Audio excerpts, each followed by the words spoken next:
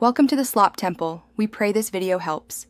You start by verifying you have a clear frequency table with values, class intervals if grouped, and frequencies. You will need total frequency n immediately. Next, compute cumulative frequencies from lowest to highest so you can locate the median position. This builds the scaffold for interpolation if needed.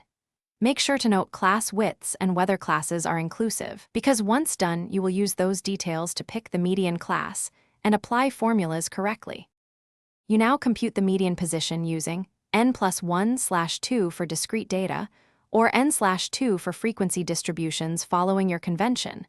Once done, scan cumulative frequencies to find the first class where cumulative greater or equal to median position.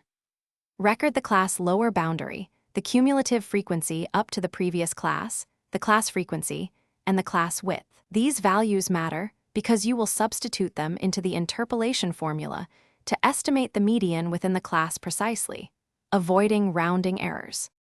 You perform interpolation with the formula.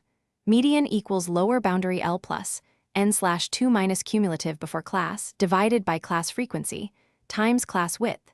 You will substitute numbers exactly and compute step by step.